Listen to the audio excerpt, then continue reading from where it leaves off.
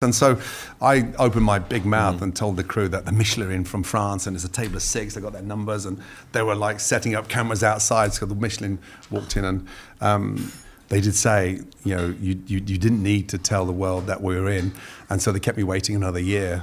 And so that night, when they had finished their dinner, asked for a word in the bar, and then everything just stopped. Everything became silent, and they just said, you know, we're so pleased to let you know discreetly that in the forthcoming guide you've obtained and won 3 Michelin stars, and all of a sudden you just melt into an absolute hot mess. And so it's quite historic.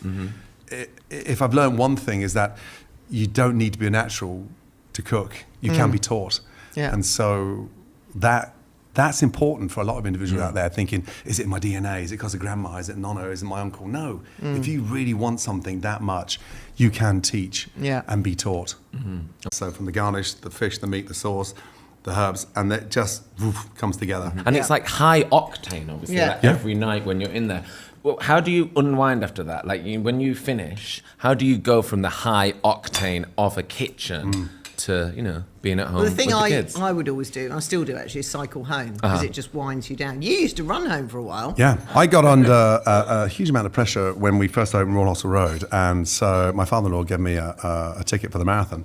And at the time I was getting quite big and I'd put a lot of weight on. So I used to finish service, rucksack on, fill it up with potatoes and run home. At the time then it was Claridge's, and I used to run from Claridge's back to Wandsworth, go down the long way round, all the way down to Tower Bridge, and then come back up through the embankment. And that was the sort of 12:30. But it's that therapeutic moment where you've got the sun shining on the Thames and you're just running, jogging. But talk me through the Michelin star ruling, because am I right in saying they don't just come like once and go, that was yum? Don't they come and like test it out, and they like it to be consistent, right? Yeah. Well, first of all, it's a consumer guide, right? So it's aimed at the public globally, and so every inspection is incognito. And now they don't have ties, they're super casual, they don't go for the obvious tomato juice and glass champagne. And so there could be 6 inspectors at one table, there could be 1 hosting a table of 5 of their friends or mates. And so it's a very sort of modern way. And, you know, they are detailed to the absolute essence, and you maintain stars for 15 years. 15 years. So it's about consistency. And they don't want to see a much bigger standard at their table. They're more concerned about what's going on the left-hand side than the right-hand side.